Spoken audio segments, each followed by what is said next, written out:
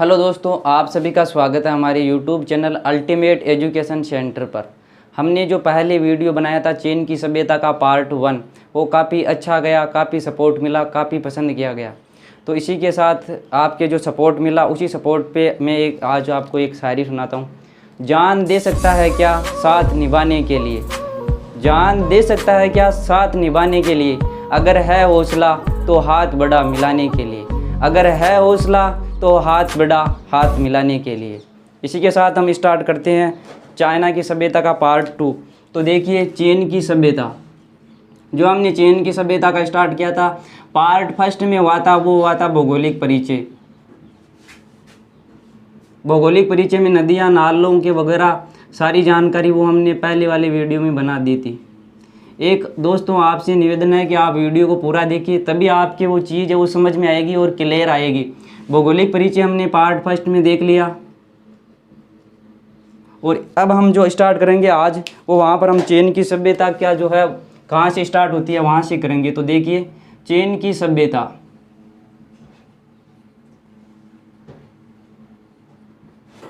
अब चीन की सभ्यता कौन से युग की सभ्यता तो है, तो ये कांस्य युगीन सभ्यता है। सबसे पहले बात यही है कि चीन की सभ्यता किस युग की सभ्यता है, तो ये कांस्य युगीन सभ्यता है।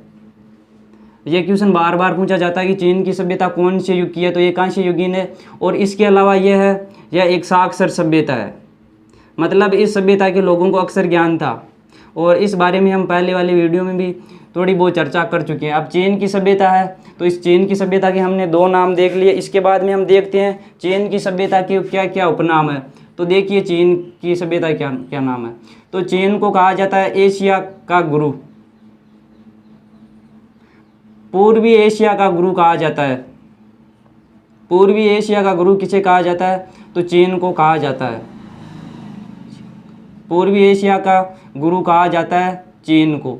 इसके अलावा जो है नेक्स्ट है वो है इस सभ्यता का जो विकास हुआ था वो पहाड़ी, नदी, नालों के बीच में हुआ था। इसी कारण से वहाँ की जो अर्थव्यवस्था है वो बहुत अच्छी है, इसीलिए वहाँ के लोग आत्मनिर्भर है और आत्मनिर्भर की भावना के कारण ही वो लोग ज़्यादा घमंडी स्वभाव के, गर्वीले स्वभाव के हैं। इसके बाद में हम जो नेक्स्ट चर्चा करते हैं वो है कि इसी श्रेष्ठता की भावना के कारण जो उनके और नाम बने हैं वो है चुंगकवो। यहाँ पे आप हेडिंग डला के नोट्स बनाओ तो ये ऐसे बनाना कि जो चीन की सभ्यता है उसके उपनाम कौन से हैं। तो देखना मैं मार्कर ब्लैक यूज लेता हूँ काम में। तो पहला नाम है वो है चुंगकवो। ध्यान से समझोगे तो बहुत अच्छे से समझ में आएगा और एक भी क्वेश्चन आपका गलत नहीं होगा, चाहे किसी भी एग्जाम में आप बैठ जाओ जिसमें ये चीन की सभ्यता सिलेबस में है। चुंगकवो का जो शाब्दिक अर्थ होता है वो होता है मध्य राज्य। और मध्य राज्य कैसे है, तो जो इसके बारे में हमने जो पहले वाले वीडियो में भी चर्चा की थी और अब इसमें भी करते हैं। जो चीन की सभ्यता के लोग हैं उनका जो विश्व की अन्य सभ्य जाति हैं उनसे उनका मेल मिलाप नहीं हुआ है, इसीलिए वो अपने आप को सभ्य मानते हैं, जबकि जो विश्व की अन्य जनजातियाँ हैं उनको वो असभ्य और बर्बर मानते हैं। तो यहाँ पे जो है मध्य राज्य, अब चुंगकवो का मतलब है मध्य राज्य, मतलब जो बर्बर, यहाँ पे ध्यान से सुनना,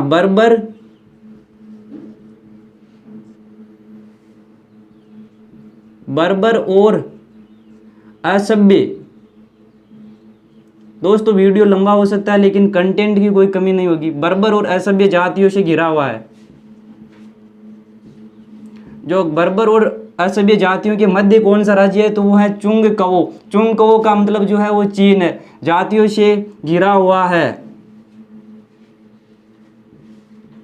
अब हम जो इसके दूसरे नाम की बात करते हैं तो वो है तियानशिया। जो तियानशिया है,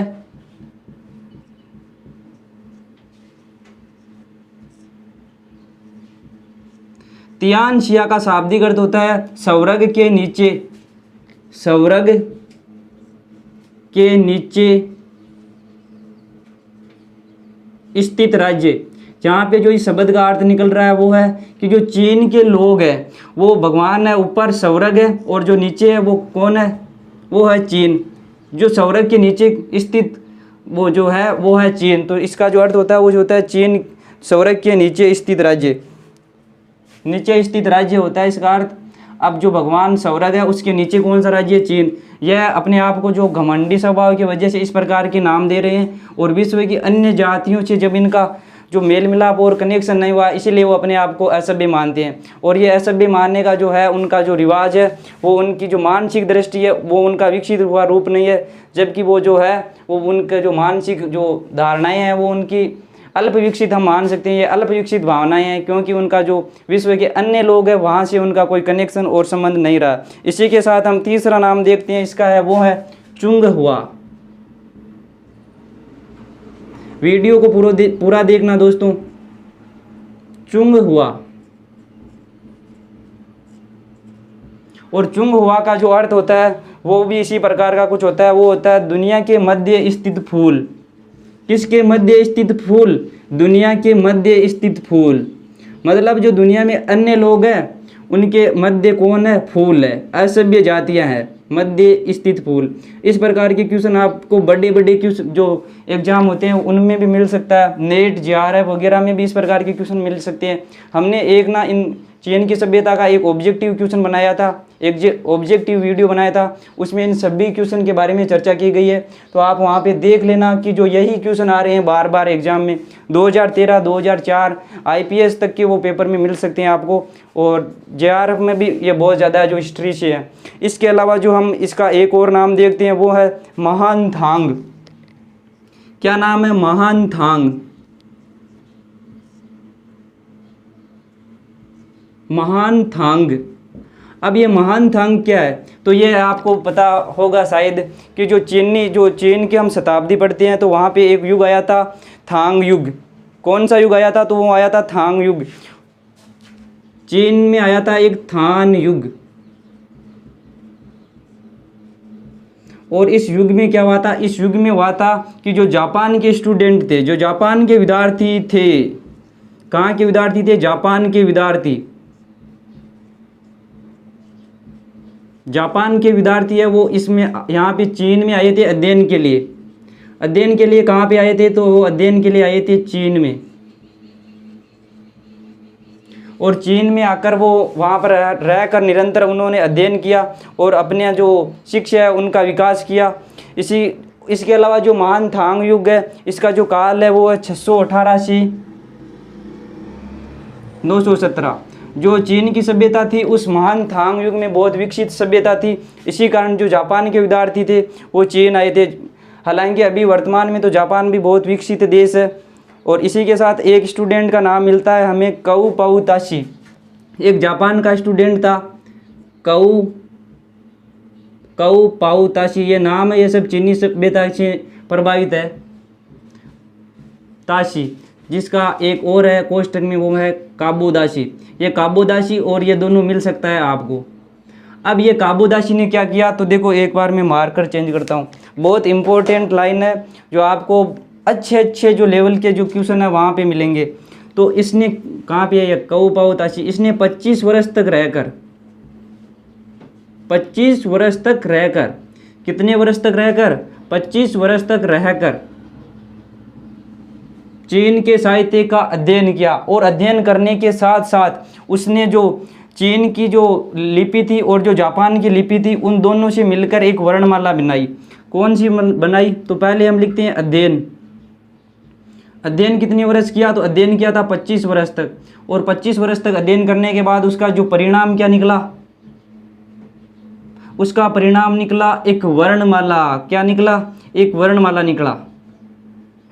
और इस वर्णमाला को है ना, उस वर्णमाला को खाना नाम से जाना जाता है। अब यहीं पे एक क्वेश्चन बनता है कि ये खाना के रचयिता कौन है या खाना क्या है? तो जो खाना है वो एक वर्णमाला है, और खाना के जो रचयिता है वो है काऊ पाऊ ताशी। इसे खाना कहा जाता है।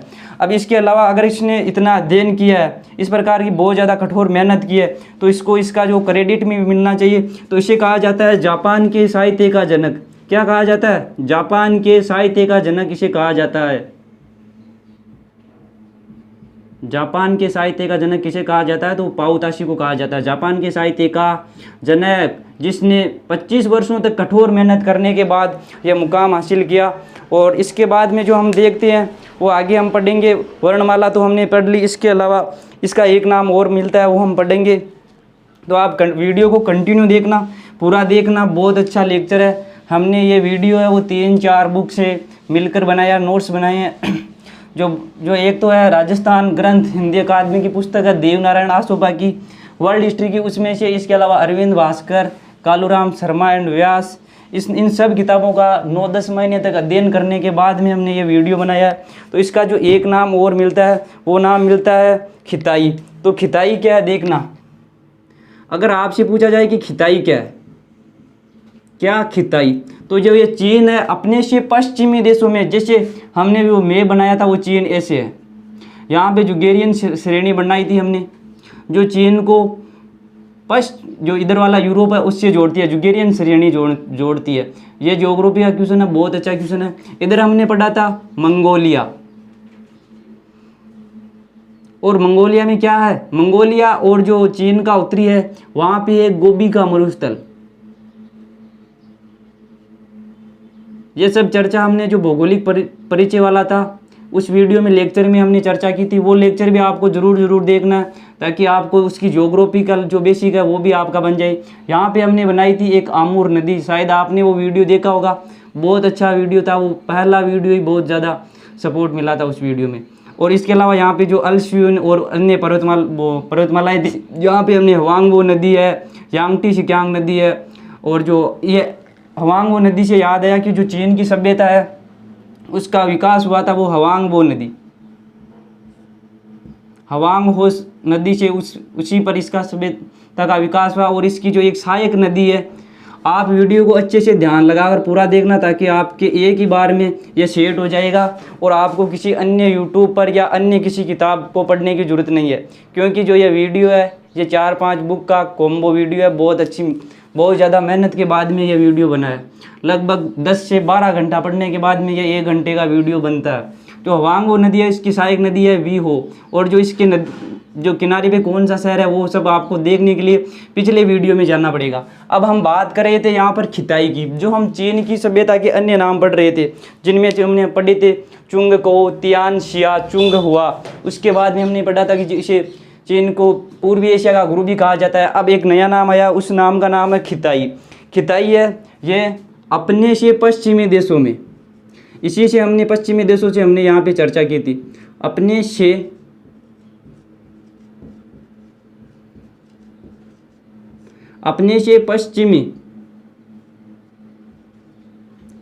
पश्चिमी देशों में ये किस नाम से प्रसिद्ध था, तो ये खिताई नाम से प्रसिद्ध था।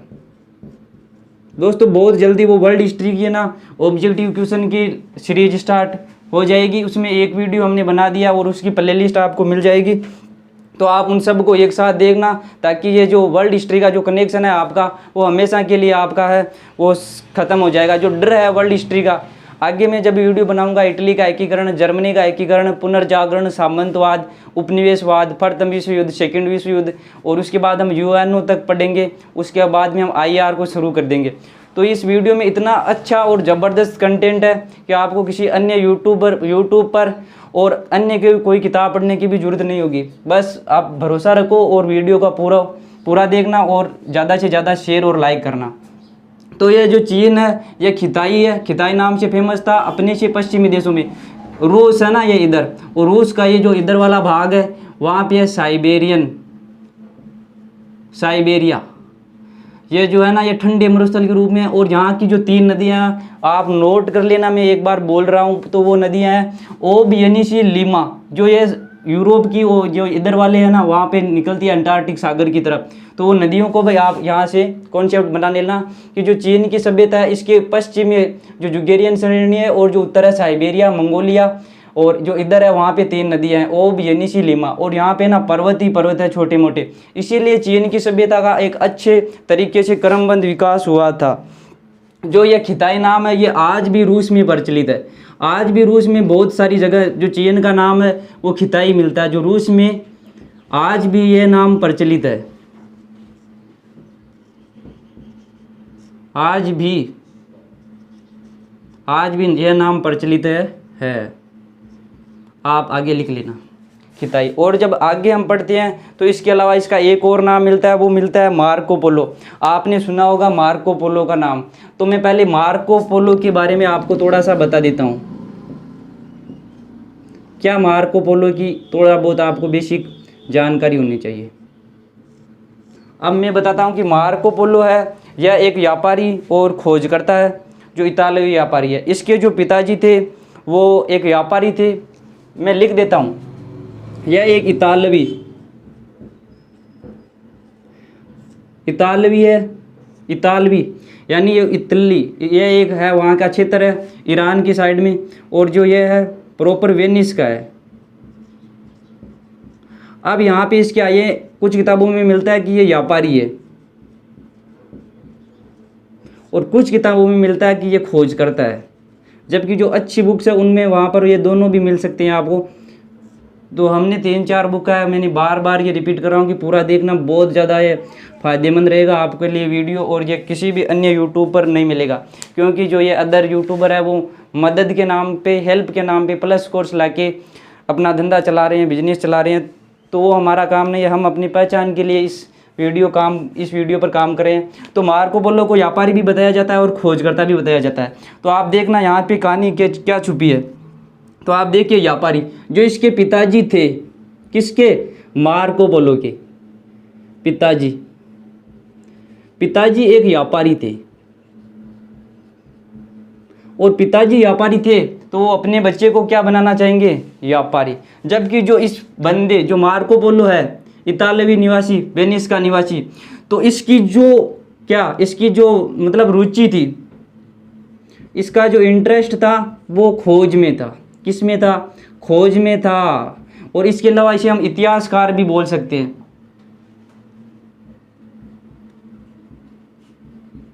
अगर हम इसे इतिहासकार बोलते हैं तो इसकी हमें 2 पुस्तकों के नाम हमें मिलते हैं, तो वो देख लेना एक बार आप। The book of sir Marco Polo, एक बुक का नाम है, देखिए इधर,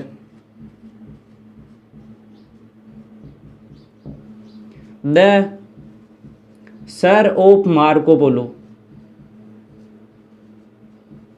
वीडियो और अक्षरों पर आप अच्छे से ध्यान रखना ताकि ये एक बार में सेट हो जाए। Marco Polo. इसके अलावा जो इसकी एक और बुक है उसका नाम है, इसे ना एक इसका उपनाम लिख लेते हैं पहले, इसे मध्यकालीन व्यापारियों का राजकुमार कहा जाता है। यह क्वेश्चन ऑब्जेक्टिव क्वेश्चन वाली सीरीज थी, उसमें हमने कवर किया था कि इसे जो कहा जाता है उसे कहा जाता है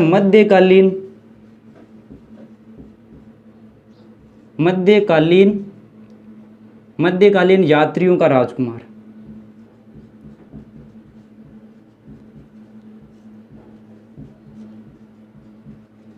क्या कहा जाता है? मध्यकालीन जो यात्रियों का राजकुमार कहा जाता है।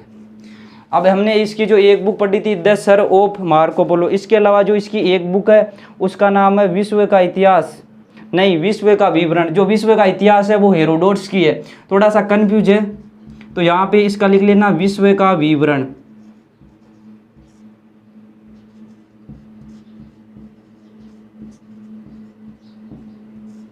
यहाँ पे इसकी 2 बुक है, the sir of Marco Polo, विश्व का विवरण। इस नाम से ही पता चल रहा है कि जो ये इसमें क्या लिखा है, ये विश्व के बारे में ही लिखा है। अब इसमें यहाँ पे मार्को पोलो की हमने बात की है, तो इसके बारे में हम पूरी डिटेल में लिखते हैं कि कुछ भी नहीं बचना चाहिए। किसी भी प्रकार का एग्जाम में क्वेश्चन आए, कुछ भी मतलब कुछ भी, कितना भी स्टेटिक हो, कितना भी लिंक्ड क्वेश्चन हो, जो ये मार्को पोलो है ये भारत में भी आया था। ध्यान से देखना, 13वीं शताब्दी में। कौन सी शताब्दी में? 13वीं शताब्दी में ये मार्को पोलो जी है, ये आए थे भारत। अच्छा, भारत आए तो इसका क्या प्रूफ है कि ये भारत आए थे? तो कहाँ पे लिखा है ये? तो जो इनका जो वर्णन है उस वर्णन में है काकतीय वंश की राजकुमारी का नाम आपको देखने को मिलेगा। काकतीय वंश की राजकुमारी।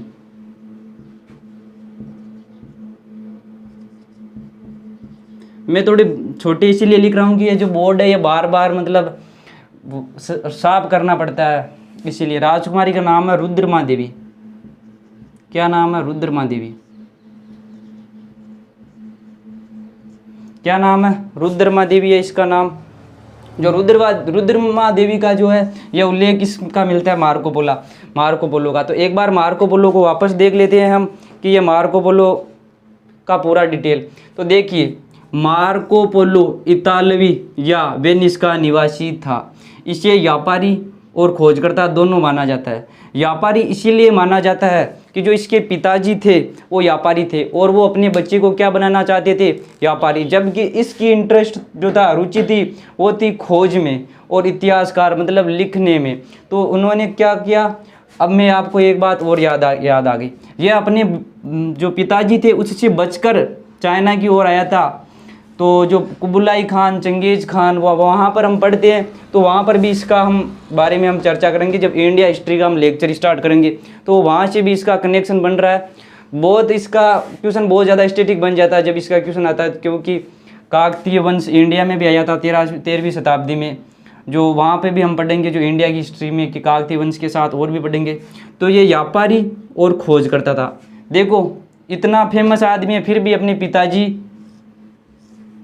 पिताजी जो व्यापारी बनाना चाह रहे थे वो व्यापारी नहीं बन रहा। तो आपको यहाँ पे यह नोटिस करना है कि अपने इंटरेस्ट पर ध्यान दो, तभी आप नाम कर पाओगे, अच्छा कर पाओगे। मुझे पढ़ाने में इंटरेस्ट है तो मैं ये वीडियो बनाने लग गया। इसके साथ हम देखते हैं खोजकर्ता। तो इसकी जो इंटरेस्ट था, रुचि था, वो किस में थी, तो वो खोज में थी, तो इसीलिए इसे खोजकर्ता कहा जाता है। यह यहाँ पे लिखा है खोज। अब इसके अलावा देखिए, इतिहासकार भी इसे कहा जाता है। तो इतिहासकार क्यों कहा जाता है, जो इसकी एक बुक है उसका नाम है the sir of Marco Polo. क्या नाम है, the sir of Marco Polo. जो सेकंड बुक है उसका नाम है विश्व का इतिहास। क्या नाम है, विश्व का इतिहास। इसका एक नाम और पूछा जाता है, वो है उपनाम मध्यकालीन यात्रियों का राजकुमार। इसके अलावा जो ये भारत में आया था 13वीं शताब्दी में, काकतीय वंश की राजकुमारी रुद्रमा देवी। क्या नाम है, रुद्रमा देवी। अगर क्वेश्चन पूछा जाएगा कि मार्को पोलो के विवरण में भारतीय राजकुमारी किसका नाम है, तो वो नाम है आपके रुद्रमा देवी। किसका, रुद्रमा देवी का है। अब हम इसको कंप्लीट करने के बाद हम इस चाइना की सभ्यता की 2 चीज़ें हैं वो बहुत मोस्ट है, वो भी हम पढ़ेंगे। बस आप वीडियो में मेरे साथ बने रहिए ताकि ये आपको कहीं और जानने की ज़रूरत नहीं है। चाहे वीडियो कितना भी लंबा हो, आप पूरा देखो और इस वीडियो का जो फ़ायदा है वो उठाओ ज़्यादा से ज़्यादा, और ज़्यादा से ज़्यादा दोस्तों को शेयर करो।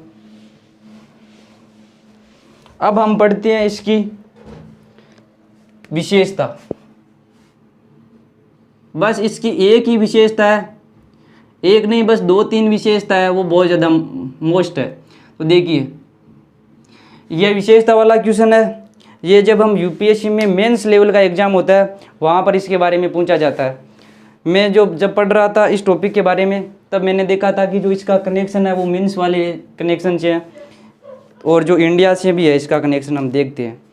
तो जो ये पहली सभ्यता है, इसमें इस सभ्यता में क्या है, एक तो असमानता नहीं है। अगर बड़े लेवल में क्वेश्चन पूछा जाएगा रिटन टेस्ट में, लिखने वाले में, तो वो पूछा जाएगा कि जो चाइना की सभ्यता है वहाँ पर असमानता क्यों नहीं है। वहाँ पर एक धर्म है, एक जाति है, एक बोली के लोग रहते हैं, वहाँ पे सब कुछ एक ही सिस्टम होता है, तभी तो वहाँ की ना जो आंतरिक शक्ति है वो बहुत ज़्यादा मजबूत है। इसीलिए हम ये विशेषता आपको ध्यान रखनी है, कॉन्सेप्ट के लिए ये बहुत अच्छी विशेषता है और इसी वजह से चाइना हर दिन चर्चा में बना रहता है, क्योंकि जो उसकी आंतरिक शक्ति है वो बहुत अच्छी है। इसके अलावा आपको पता होगा कि जो चाइना का जो सोशल प्लेटफॉर्म है वो भी खुद का प्लेटफॉर्म है, वहाँ पे फेसबुक व्हाट्सएप नहीं चलती, तो वहाँ की जो न्यूज़ है वो किसी और देश में वायरल नहीं होती। यही वजह है जो वहाँ पर असमानता किस वजह से है, तो वो असमानता आप ध्यान रखना। देखिए, पहले हमने पढ़े थे इसके 3, 4, 5 नाम उपनाम पढ़े थे। तो वहाँ पे चुंग कहो, चुंग हुआ, तियानशिया हमने पढ़े थे। तो वो वहाँ पे क्या बोला था, मैंने बोला था कि जो इनका है कनेक्शन है वो विश्व की अन्य सभ्यताओं से नहीं हुआ है। विश्व की अन्य सभ्यताओं से इसका क्या नहीं हुआ है, विश्व की अन्य सभ्यताओं से जो इनका मिलन नहीं हुआ, या इस सभ्यता के लोग हैं वो इस अदर जगह से नहीं मिले।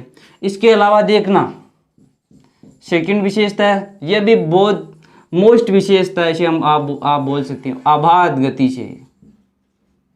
अबाध गति से विकास क्रम। अब आबाद गति से विकास क्रम का यहाँ पे क्या तात्पर्य है? जो भारतीय संस्कृति है वहाँ पे हम भारतीय संस्कृति की विशेषता पढ़ते हैं, तो वहाँ पे हम एक विशेषता पढ़ते हैं निरंतरता, ग्रहणशीलता, सहिष्णुता। आबाद गति से निरंतरता वहाँ पे हम पढ़ते हैं। देखिए हम यहाँ पे मैं लिख देता हूँ, संस्कृति है इंडिया की। इस वीडियो में पूरा लिंक्ड सिस्टम है, आप जितना लिंक करोगे उतना ही ज़्यादा सीखोगे। तो जो भारत की संस्कृति है,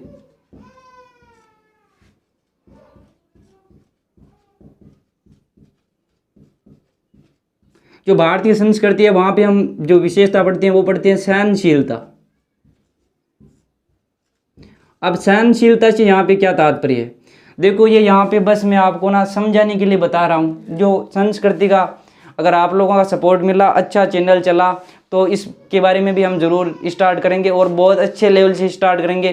तो आपके सपोर्ट की बहुत ज़्यादा ज़रूरत होगी हमें काम करने के लिए, हमें एनर्जी देने के लिए। तो सहनशीलता का मतलब इंडिया की संस्कृति में क्या होता है? तो जो इंडिया की संस्कृति सहनशीलता कैसी है, तो देखिए आप 712 दाहिर सेन पर मीर कासिम का आक्रमण, उसके अलावा बाबर का आक्रमण, मोहम्मद गोरी का आक्रमण, जो अफगान थे, अफगान के साइड से जो विदेशी आक्रमण हुए थे मुसलमानों के, उनको किसने सहन किया? भारतीय संस्कृति ने सहन किया और बिना किसी बदलाव के उनको सहन कर लिया। सहनशीलता है, तो यही भारतीय संस्कृति की बहुत बड़ी विशेषता है। इसके अलावा जब हम वहाँ पे पढ़ते हैं दूसरी विशेषता, वो पढ़ते हैं ग्रहणशीलता।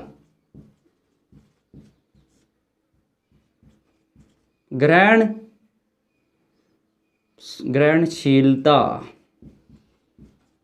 अब इस ग्रहणशीलता से क्या तात्पर्य है? तो आप अब देखोगे जब हम सिंधु सभ्यता पढ़ते हैं वहाँ से हम निरंतर जो हमारी संस्कृति है, जैसे पेड़ पौधों की पूजा करना, इसके अलावा पशुओं की पूजा करना, जैसे हम आज भी हिंदू गाय को माता के समान मानते हैं। तो यहाँ पे यह है ग्रहणशीलता का मतलब क्या हो रहा है, यहाँ पे यह आपको नोटिस करना। तो जो ग्रहणशीलता है, जो विदेशी आक्रमण आए थे, कौन आए थे? विदेशी आक्रमणकारी आए। यहाँ पे एक तो आपको विदेशी आक्रमण का पता करना है कि जो विदेशी आक्रमण आए थे वहाँ पे ज़्यादातर आए थे आपके मुसलमान। तो हमारी जो संस्कृति है, उन्होंने मुसलमानों की जो संस्कृति के जो अच्छे अवयव थे, जो अच्छे अंश थे, वो अपने आप में ग्रहण कर लिए। यही भारतीय संस्कृति की सबसे बड़ी विशेषता है कि जो इस सभ्यता का जो विकास हो रहा है उसमें संस्कृति में ग्रहणशीलता है। मुसलमानों की जो संस्कृति थी उसके अच्छे अवयव है, जो अच्छे अंश है, वो अपने अंदर ग्रहण कर लिए। इसके अलावा हम पढ़ते हैं अंग्रेजों के बारे में। कब का? आधुनिक भारत का इतिहास, बिपिन चंद्रा की जो बुक चलती है, बहुत अच्छी बुक है, मैंने पढ़ी है वो 3-4 महीने से बस ये बुक ही पढ़ रहा हूँ मैं। तो उस बुक के आधार पे मैं बताता हूँ, जो वहाँ पे आए थे ईसाई पादरी। कौन आए थे? ईसाई पादरी आए थे। और ये ईसाई पादरी का भी क्वेश्चन बहुत ज़्यादा इंपॉर्टेंट है। 1813 का जो अधिनियम आया था, वहाँ पे ईसाई पादरियों को भारत में आने की अनुमति मिली नहीं थी। इससे पहले ईसाई पादरियों को भारत में आने की अनुमति नहीं थी। अब यहाँ पे तीसरा देखना, निरंतरता। बस यही शब्द हमें समझना है यहाँ पे, निरंतरता और आबाद गति से विकास, यह दोनों चीज़ें सेम सीख है। तो हम इन दोनों शब्दों को एक साथ लिंक करते हुए पढ़ते हैं। तो हम पढ़ते हैं निरंतरता। तो निरंतरता को हम पढ़ेंगे। तो निरंतरता का मतलब है यहाँ पे अब देख लेना, आप 2 विशेषताएं पढ़ चुके हैं, तो तीसरी विशेषता ऑटोमेटिक आप तैयार कर सकते हैं। विदेशी आक्रमण हुए फिर भी सभ्यता का पतन नहीं हुआ, वो वहीं के वहीं रही। इसके अलावा जब विदेशी आक्रमण हुए, मुसलमान आए, मुसलमान संस्कृति का ग्रहण कर लिया, अंग्रेज आए, ईसाई संस्कृति का ग्रहण कर लिया। तो इतनी संस्कृतियां, आक्रमण और इतने जो विषम प्रभाव थे, वो सब झेलने के बाद भी भारत की सभ्यता है, जो संस्कृति है, वो निरंतर बनी हुई है। कभी अंग्रेज आए, कभी मुसलमान आए, फिर भी यह सभ्यता है, इसकी निरंतरता बनी हुई है। तो यही सिस्टम है आबाद गति से विकास। यही चीन की सभ्यता की सबसे महत्वपूर्ण विशेषता है कि जो लगातार 30,000 वर्षों से 30,000 वर्षों से जो चाइना की सभ्यता है उसका विकास आबाद गति से हो रहा है। ये सबसे बड़ी विशेषता है, सबसे इम्पोर्टेंट विशेषता है। जो चीन की सभ्यता है इसकी सबसे बड़ी विशेषता है कि इसका आबाद गति से इसका विकास हो रहा है। तो उसी के बाद हम इसके बारे में आगे पढ़ेंगे। तो आबाद गति से किसी प्रकार की कोई रुकावट नहीं है। यह चीन की सभ्यता की दो मुख्य विशेषता है, असमानता, आबाद गति से विकास क्रम। बाकी मैंने इतना अच्छे से कॉन्सेप्ट समझाया है कि आप खुद है वो इस वहाँ यहाँ से इसकी विशेषताएं बना सकते हैं कि वो क्यों घमंडी स्वभाव की हैं, वहाँ का नेचर कैसा है, और वो विश्व की अन्य जातियों को असभ्य क्यों समझते हैं। वो उनकी मानसिक अल्प विकसितता का है प्रमाण, न कि विकसितता का। अब हम पढ़ेंगे चीन की सभ्यता का प्रारंभिक काल। ये विशेषता भी रप कर देता हूं मैं।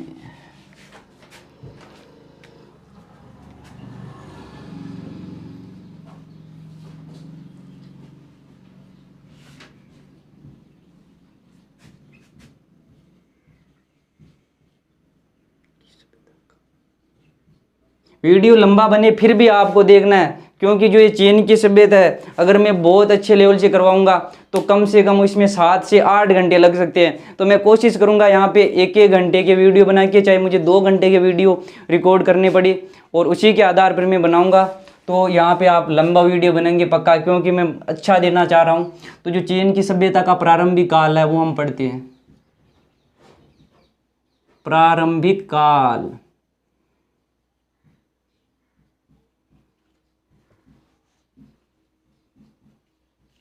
बाकी आप लोगों ने फर्स्ट वीडियो को बहुत अच्छा सपोर्ट किया था, उसी की वजह से मैंने इतनी एनर्जी और मोटिवेट के साथ ये वीडियो बना रहा हूँ। चीन की सभ्यता का हम प्रारंभिक काल पढ़ते हैं। अब जब हम चीन की सभ्यता का प्रारंभिक काल पढ़ेंगे तो यहाँ पे हम पढ़ेंगे 2 प्रकार से। एक तो पढ़ेंगे हम अनुश्रुतियों के अनुसार,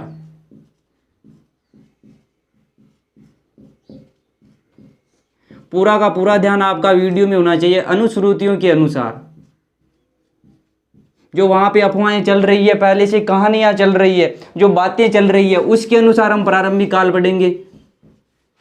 इसके अलावा एक हम पढ़ेंगे चीनी इतिहासकारों के अनुसार।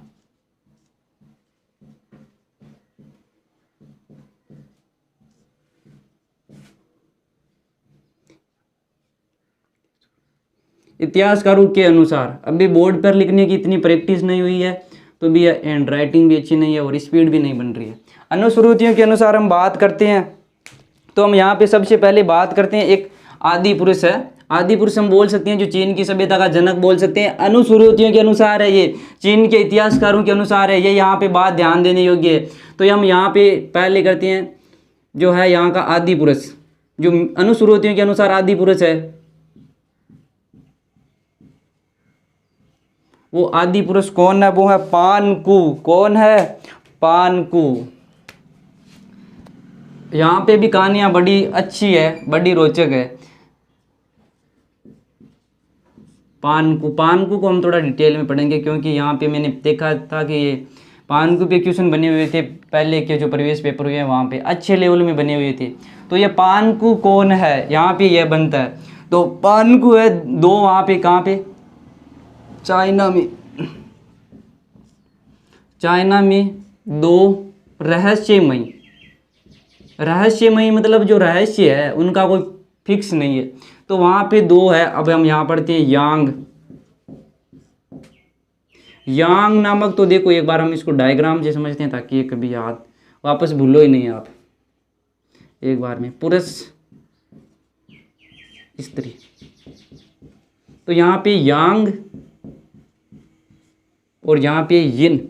यांग और यिन नाम की जो रहस्यमय शक्तियाँ बोल सकते हैं हम इन्हें, इन शक्तियों से किसका जन्म हुआ? तो वो हुआ था पानकू का। अब पानकू का जो जन्म हुआ था, तो पानकू जन्म तो कर दिया, अब ये करेगा क्या? तो इसने किया था 18,000 वर्षों तक कठोर परिश्रम। देखिए यहाँ पे कहानियाँ देखिए कितनी अजीब है, जो पॉसिबल ही नहीं है कि ऐसा हो सकता है।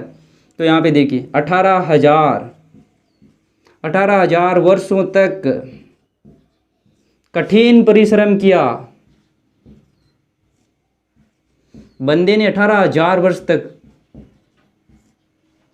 जैसे भारत की कहानियों में चलता है ना कि वो कोई इंसान, जैसे इतिहास में हम पढ़ेंगे बहुत सारे बंदे हैं, जैसे महाभारत में और भी जो ग्रंथ है, पौराणिक ग्रंथ, वहाँ पे हम पढ़ते हैं ना कहीं कहीं पुरुष की वो हज़ारों साल तक जिया था।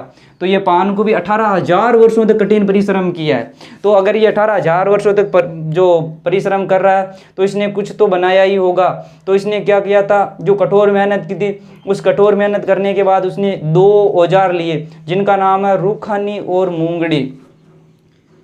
औजार का नाम आपको याद रखना। औजार लिए थे इसने रुखानी और मूंगड़े।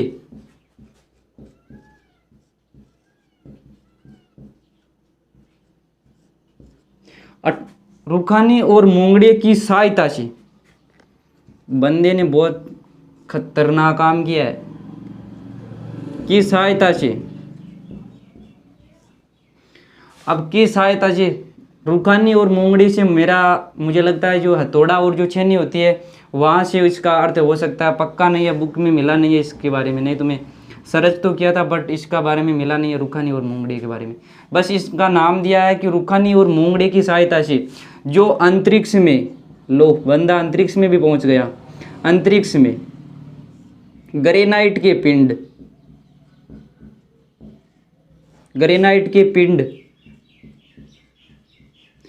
ग्रेनाइट के पिंडों को ठोक ठोक कर इसने क्या बना दिया, तो वो बना दिया सूर्य, चंद्रमा, पृथ्वी। अब एक दो तो आप ही देख लेना ग्रह के नाम, सब के सब मैं ही बताऊं क्या, जो ग्रह है उन सब के जो इन्होंने निर्माण किया। अब हम वापस इसको एक बार रब करते हैं तो देखिए, अब बंदे ने इतनी मेहनत की है, तो अगर इतनी मेहनत एक बार हम इसको वापस देख लेते तो अच्छा होता। तो देखिए एक बार मैं वापस बता देता हूँ, एक बार आप सुन लेना अच्छे से। अनुश्रुतियों के जो अनुसार है, चीनी मिथकों के अनुसार, तो जो चीन की सभ्यता का जो आदि पुरुष माना जाता है उसे माना जाता है पानगु को। पानगु कौन था, तो ये था यान नामक पुरुष और जिन नामक स्त्री, 2 रहस्यमय शक्तियाँ, उनका ये बच्चा पैदा हुआ था। अब इस बच्चे ने क्या किया, इसने 18,000 वर्षों तक मेहनत की थी। 18,000 वर्ष तक मेहनत करने के बाद इसका जो रिजल्ट आया वो था, जो इसने 2 औजार लिए थे रुखानी और मूंगड़ी, उनसे उन्होंने ग्रेनाइट के जो पिंड अंतरिक्ष में थे वहाँ पे ये अंतरिक्ष में गया। अब पता नहीं हेलीकॉप्टर लेके गया था या गुब्बारा पे बैठ के गया था, तो अंतरिक्ष में गए, ग्रेनाइट के पत्थरों को ठोक ठोक कर उसने क्या किया, उसने पिंड जो ग्रह है वहाँ का वो दे दिया, ग्रह का जो रूप दे दिया, जिसमें सूर्य, पृथ्वी, चंद्रमा सब का निर्माण पानगु ने किया है, इस चीन के जो मिथक है इसके अनुसार। इसके अलावा अगर इसने बंदे ने इतनी मेहनत की है तो मेहनत करने के बाद क्या होगा, तो मेहनत करने के बाद तो आदमी की मृत्यु होती है भाई साहब। तो हम देखते हैं यहाँ पे, फिर भी ये मरने के बाद भी देखना कितना कमाल कर गया। बहुत इंटरेस्टिंग है, बहुत मजा आने वाला है। ये लो हम करते हैं इसकी मृत्यु, बट मृत्यु करने से यहीं पे इसकी कहानी ख़त्म नहीं होती, क्योंकि बंदा बहुत कमाल का है, रहस्यमय शक्तियों से जो इसका जन्म हुआ है। तो देखना आप, मरने के बाद सिर जो ये मर गया, पता नहीं कितना बड़ा होगा, तो मर गया, मरने के बाद में क्या क्या चेंजिंग हुई है।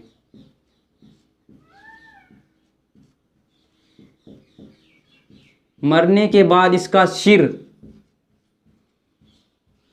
पहाड़ बन गए। देखिए पता नहीं कितना बड़ा सिर होगा, कि जो सिर था उसका भी पहाड़ बन गया। उसके अलावा वो है छाती, एक एक का देखना, इसके अलग अलग पार्ट के अलग अलग कुछ ना कुछ बने।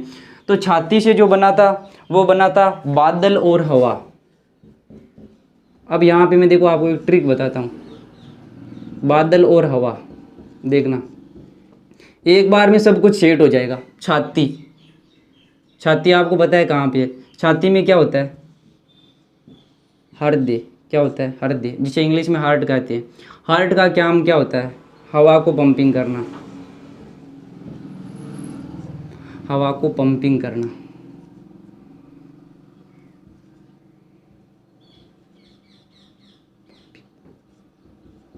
पंपिंग करना। अब देखिए हवा किससे बनी, छाती से। छाती में क्या है, हृदय, तो हृदय, पानगु के हृदय से क्या बना, हवा, क्या बना, हवा। अब जो नेक्स्ट देखिए आवाज़। अब हम देखिए पहले आई थी सिर, उसके बाद में आते हैं छाती, उसके बाद में आते हैं हम उसकी आवाज़, जो कंठ पे आते हैं, जो है आवाज़। आवाज़ से भाई साहब क्या बनी थी, तो वो बनी थी ध्वनि। किसकी ध्वनि बनी थी, तो वो बनी थी बिजली व मेघों की गर्जन। बिजली व मेघों की गर्जन।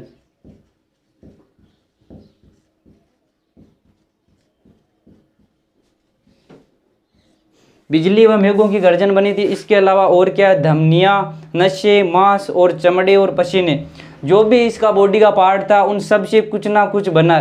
तो आप देखिए अगले वाला, धमनियाँ। धमनियों से बनी थी नदियाँ और घाटियाँ। धमनियों में क्या होता है, वो रक्त बहता है ना, पता नहीं शुद्ध बहता है या अशुद्ध बहता है, वो साइंस में देख लेना। धमनियाँ और एक होती है शिरा। जाओ अभी साइंस वाले टॉपिक में और यहाँ पे लिंक करो, नदियाँ और घाटियाँ बनती है।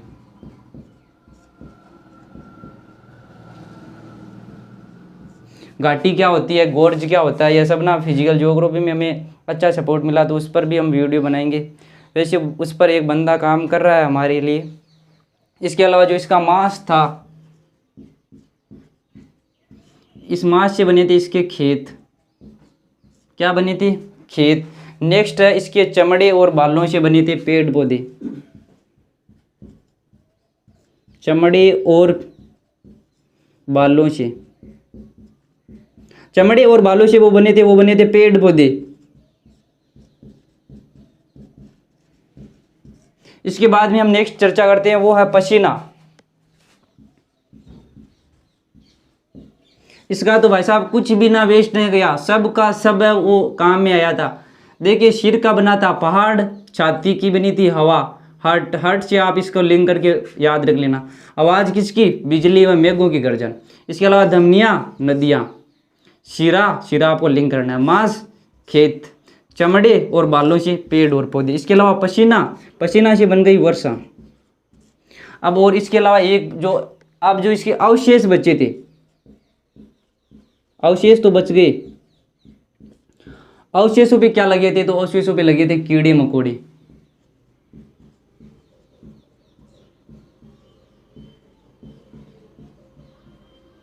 कीड़े और मकोड़े बने थे। इस कीड़े और मकोड़े से क्या बना था, तो इस कीड़े और मकोड़े से जो कहा जाता है कि इसी से उसकी जो वो है क्या, मानव सभ्यता का विकास हुआ था। इसमें क्या हुआ था, मानव सभ्यता का विकास हुआ था। मानव सभ्यता का विकास किसके कारण हुआ था, तो जो पानकु की जो बॉडी थी उसके अवशेष बचे थे, उस पे जो कीड़े और मकोड़े लगे थे, उससे मानव या जो मनुष्य प्रजाति का क्या हुआ था, मनुष्य प्रजाति का विकास हुआ था। इस प्रकार जो पानकु ने जो चीन में अफवाहें चलती है उसके अनुसार चीन का जो विकास किया था वो किया था पानकु ने। पानकु की कहानी खत्म है। उसके बाद 3 पौराणिक सम्राटों का उल्लेख मिलता है, उनके बारे में हम चर्चा कर लेते हैं।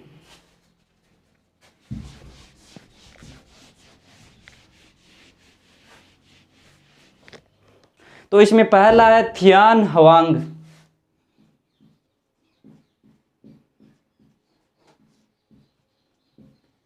क्या नाम है, थियान हवांग। जो सेकंड है वो है ती हवांग। थियान हवांग, ती हवांग। ती हवांग और थर्ड है वो है रन हवांग। ये सब चाइना, मतलब जो चाइनीज भाषा है उसके है। अब यहाँ पे आपको समझना है कि कौन सी शब्द का क्या अर्थ होता है। जो सबसे पहला है थियन का मतलब होता है स्वर्ग। अब देखो मैं यहाँ पर भी आपको ना बहुत अच्छे से लिंक कराऊंगा। आप प्लस कोर्स भी ले लोगे ना तो उसमें भी इतना लिंक तो नहीं मिलेगा। बहुत अच्छा ये वीडियो तैयार किया गया। थियान हवांग का मतलब होता है स्वर्ग का देवता। जो सेकंड है, पहले हम थियान शब्द से कुछ है वो वहाँ पे लिंक कर लें। तो एक हमने पहले पढ़ा था तियान शिया। जब हम चाइना के 3 शब्दों के बारे में चर्चा की तो हमने पढ़ा था तियन शिया। अब तियन शिया का वहाँ पे हमने जो शाब्दिक अर्थ निकला था वो निकला था स्वर्ग के नीचे स्थित राज्य। किसके नीचे, स्वर्ग के नीचे। बस यही पकड़ना है। देखो तियान सौरग, थियान सौरग हवांग का देवता। तो ये आपको बहुत अच्छे से समझ लेना है। जो मेरे सामने कैमरामैन बैठा है उसको भी ये समझ में आ रहा है। इसके अलावा है ती हवांग। जो ती हवांग है इसका अर्थ होता है पृथ्वी का सम्राट।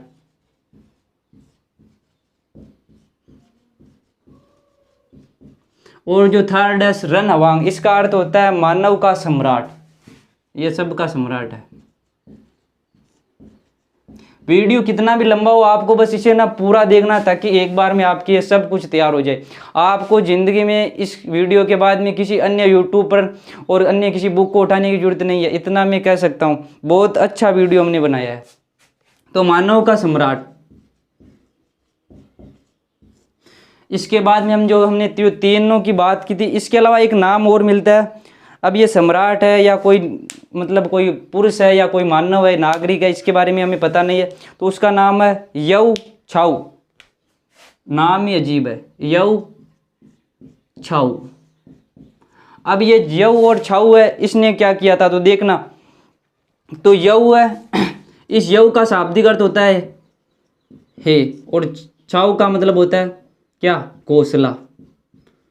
इस प्रकार से याद करना है कि ट्रिक की जरूरत ही नहीं पड़े और ट्रिक और कॉन्सेप्ट एक साथ साथ चले। देखिए यह हु, अगर हम किसी से आजकल जब हम व्हाट्सएप पर चैट करते हैं तो हम लिखते हैं हु का अर्थ होता है मतलब हाँ। और जो छाऊ, यहाँ पे जो शब्द है यऊ छाऊ, तो जो छाऊ शब्द है, छाऊ से क्या बन रही है, छाया बन रही है। तो छाया कब बनेगी, तो छाया बनेगी जब घोंसला बनाएंगी। चिड़िया छाया के लिए ही क्या बनाती है, घोंसला बनाती है। बहुत अच्छी ट्रिक है, ये मैंने खुद ने बनाई है। तो अब देखिए इसका पूरा अर्थ क्या हो गया। इसका पूरा अर्थ हो गया घर का आविष्कार करने वाला, घर का आविष्कार करने वाला।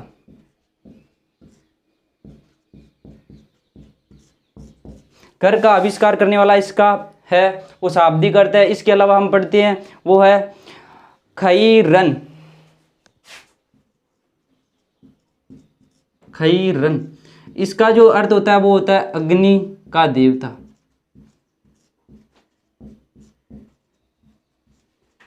अब यहाँ पे क्वेश्चन पूछने का मैं आपको तरीका बताता हूँ जो पहले आए हैं।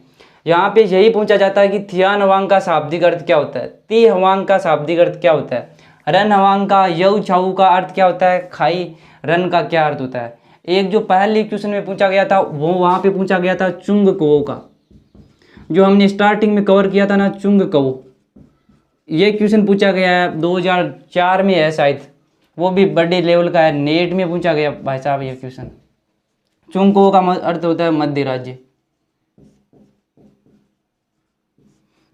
अब जो अग्नि का देवता हमने पढ़ लिया। इसके बाद में हम पढ़ते हैं, ये तो खत्म हो गई जो कहानियां है चीन की सभ्यता का विकास की, वो सब खत्म हो गई। अब हम पढ़ेंगे चीन के इतिहासकारों के अनुसार चीन की सभ्यता का विकास किस प्रकार हुआ। अगर मज़ा आ रहा हो वीडियो में तो लाइक और शेयर तो बनता है।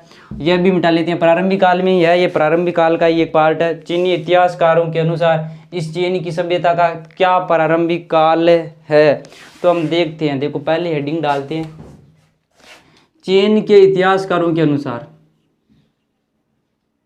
चीन के इतिहासकारों के अनुसार क्या है, मतलब जहाँ से वो लिखित में प्रमाणित मिलता है वहाँ से चीन के इतिहास की हम बात करते हैं। तो जो चीन के इतिहास का वो क्या है, चीन का इतिहास लिखा गया है तो उस इतिहासकारों के अनुसार, लिखे हुए इतिहासकारों के अनुसार चीन का प्रारंभिक काल है वो इतिहासकारों के अनुसार है।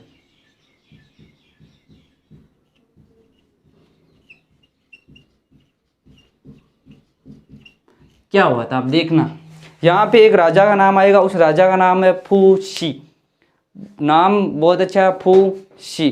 फू का मतलब है भोजन, शी का मतलब है मारना, अर्थात भोजन के लिए मारने वाला। अब भोजन के लिए मारने वाला का मतलब होता है जो स्टार्टिंग में जो हुआ था वहाँ पे पशु जगत का जो बहुत ज़्यादा भय था, तो पशुओं को भोजन के लिए किसने मारा, फूशी ने मारा था। और उस फूशी से ही हम स्टार्ट करते हैं। देखो चीनी इतिहासकारों के अनुसार जो इसका स्टार्टिंग हुई थी वो हुई थी फूशी से, और इसी को ही कहा जाता है चीनी राष्ट्र का जनक।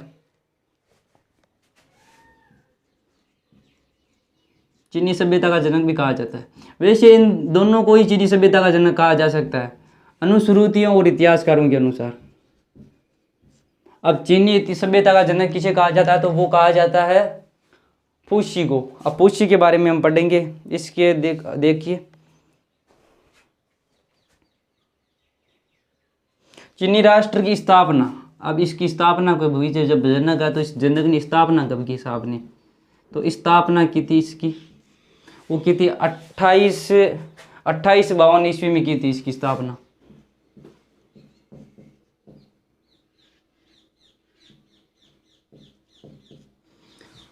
अब देखिए फूसी के बारे में हम डिटेल में चर्चा करते हैं कि ये फूसी ने क्या क्या कमाल किए। तो साहब ये फूसी भी ना कम नहीं है पानकुशी, पता नहीं इतिहासकारों ने झूठ लिखा है क्या पता है।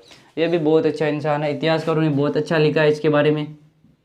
फू और शी, देखो फू और शी आपको बस ये चाइनीज शब्द है, ये ट्रिक से मैं एक बार में याद करवा रहा हूँ, इसके बाद में आपको कहीं पर जाने की जरूरत नहीं है। तो देखना फू का मतलब क्या होता है, आपको यहाँ पे FOOD क्या होता है साहब, फूड का अर्थ होता है साहब भोजन। शी और शी का आपको ना जब ये फू का मतलब फूड और भोजन याद रह जाएगा, तो शी का अर्थ मुझे पता है आपको याद रह जाएगा, उसका हो जाएगा मरने के लिए, नहीं भोजन के लिए, मारना हो जाएगा इसका शी का अर्थ। अगर किसी इंसान को भोजन नहीं मिलेगा, फूड नहीं मिलेगा, तो वो क्या करेगा, किसी को भी भोजन के लिए मार सकता है। तो देखिए इसका शाब्दिक अर्थ पूरा क्या निकलता है, भोजन के लिए मारने वाला, भोजन के लिए मारने वाला। अब एक बात बताओ, आपके माइंड में आई होगी कि जिसने मारा किसको होगा। ये बात आप सोचो, खुद सोचो एक बार, 5 सेकंड का टाइम ले लो, वीडियो को पॉज करो और फिर सोचो, ताकि पता चले आपका कितना वो माइंड चलता है। जब कोई वीडियो बनाता है तो उसके बारे में आप अच्छे अच्छे कमेंट करते हो, वो बहुत मतलब मोटिवेट करता है। आपकी सभी कमेंट है वो मैं देखता हूँ, वो आते ही देखता हूँ, तो मैं वहाँ पे बहुत अच्छा मोटिवेट मिलता है। तो देखो इसने किसको मारा, अब यहाँ पे देखना किसको मारा, यही तो आपको सोचना था। तो ये किसको मारता बताओ, किसी आदमी को मारता, अच्छा पेड़ पौधों को,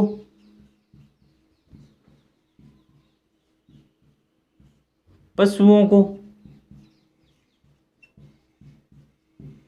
तो आप बताइए आदमी को मारता तो ये फूसी ही इस चीनी सभ्यता का जनक है। तो आप ये नहीं कह सकते कि ये फूसी है, यही मान सकते हैं हम फर्स्ट आदमी है चीनी इतिहासकारों के अनुसार। तो ये फर्स्ट आदमी है, तो ये अपने से खुद पहला इंसान किसको मारेगा, तो ये क्या हो जाएगा गलत। अब है पेड़ पौधे, तो यहाँ पे इंटरेस्टिंग बन रहा है पेड़ पौधे। अब आप बताओ पेड़ पौधों को काटा जाता है या मारा जाता है, तो पेड़ पौधों को भाई साहब काटा जाता है, मारा नहीं जाता है। तो देखिए ये भी गलत, काटा जाता है।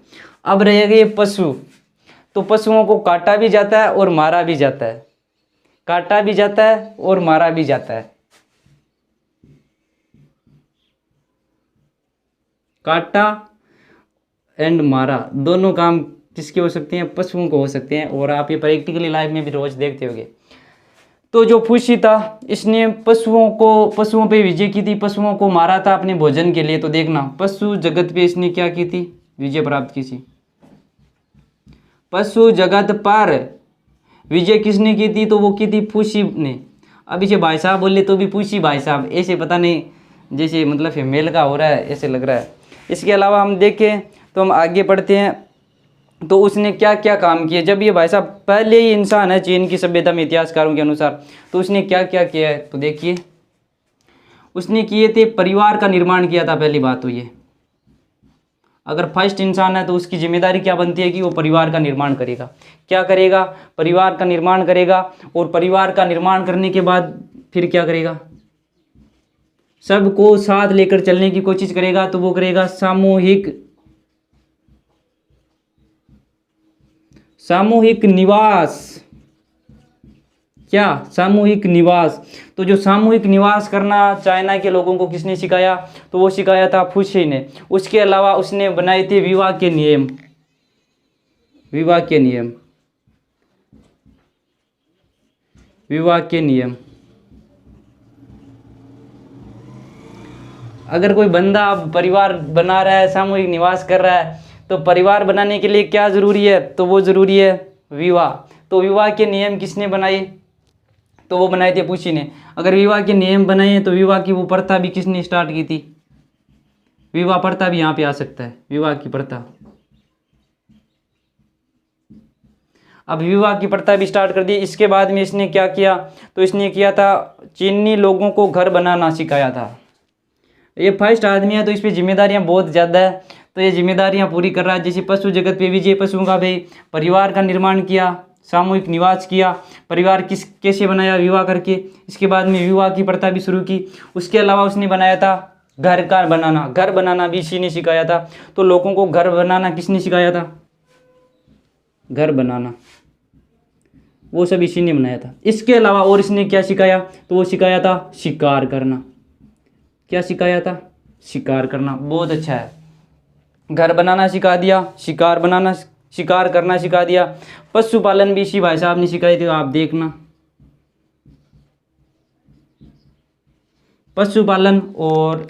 पशुपालन भी इसी ने सिखाया था। इसके अलावा पशुपालन में आ जाएगा मछली पकड़ना, फंदा डालकर जानवर पकड़ना। पशुपालन में आता है मत्स्य पालन और फंदा डालकर जानवर पकड़ना। इसके अलावा इसने एक और चीज़ सिखाई थी, वो चीज़ बहुत इम्पोर्टेंट है। तो वो क्या है? वो है इसने सितार बनाकर सितार बजाना सिखाया था। ये इम्पोर्टेंट है। सितार किसने बनाया था? तो ये फूसी ने बनाया था। फूसी ने बनाया था सितार। इसके अलावा एक और काम है इसका। क्या काम है? वो काम है इसका, उसने 8 रेखा चित्रों का निर्माण किया। क्या किया इसने?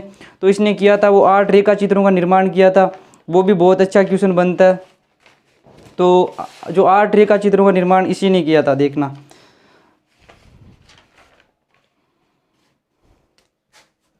8 रेखा चित्रों का निर्माण।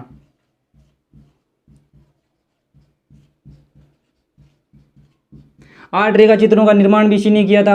अब ये धीरे धीरे जैसे जैसे प्रैक्टिस होगी तो बोर्ड पे है वो लिखने की मेरी वो मतलब हैबिट और स्पीड है वो अच्छी हो जाएगी। अब उसने 8 रेखा चित्रों का निर्माण कर दिया। एक बार अब कर लेते हैं। वीडियो लंबा बनेगा बट मज़ा आ जाएगा एक बार पढ़ने में, क्योंकि इसके बाद में ना आपका जो चीन की सभ्यता वाला जो है पार्ट है वो मतलब ख़त्म हो जाएगा। चीन की सभ्यता को आपको जो कंटेंट के लिए जगह जगह भटकते हो, अलग अलग सोर्स में भटकते हो, अलग अलग बुक्स है, अलग अलग यूट्यूब चैनल है, अलग अलग कोचिंग है, कोचिंगों के जो नोट्स है वहाँ पर भी आप भटकते हो, तो वो वहाँ पे जरूरत नहीं रहेगी। तो उसने क्या बनाए थे? 8 रेखा चित्रों का निर्माण। हम बात कर रहे थे 8 रेखा चित्रों की। अरे उसने बनाए थे 8 रेखा चित्रों का निर्माण किया था।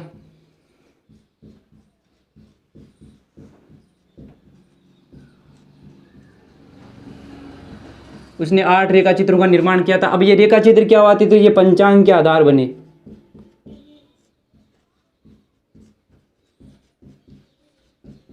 पंचांग के आधार भी ये 8 ही रेखा चित्र बने थे। इसके बाद में जो फुशी है, इस फुशी के बाद में अब यहीं पे आज यहीं पे करें या इसका नेक्स्ट पार्ट बनाएं, तो यहीं पे हम इसका सेकंड पार्ट कंप्लीट करते हैं। और इसके साथ अपना सपोर्ट बनाए रखना। वीडियो का पूरा देखने के लिए धन्यवाद और ज़्यादा से ज़्यादा लाइक और शेयर करना। बहुत जल्दी इसका पार्ट 3 आएगा, जहाँ पे हम फुशी के बाद में जो हम यहाँ पे स्टार्ट करेंगे वो करेंगे सननुंग के बाद में हम जब वहाँ पे आएंगे वांगटी कौन हुआ था, चिनवंश कौन हुआ था, और वहाँ पे किस प्रकार कुतुबनीमा का, कंपास का, वहाँ पे वेशभूषा का, टोपी का आविष्कार हुआ था, उन सब के बारे में हम बहुत अच्छे से डिटेल में चर्चा करेंगे। वो हम नेक्स्ट पार्ट में चर्चा करते हैं। इसी के साथ आप सभी दोस्तों का धन्यवाद।